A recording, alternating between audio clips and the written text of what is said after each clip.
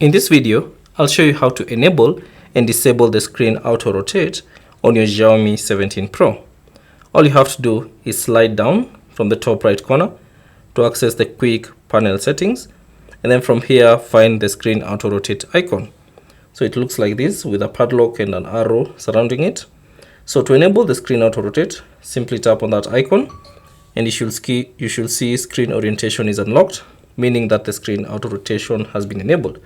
So whenever you launch an app, you can simply turn your phone and now you can see your screen has rotated.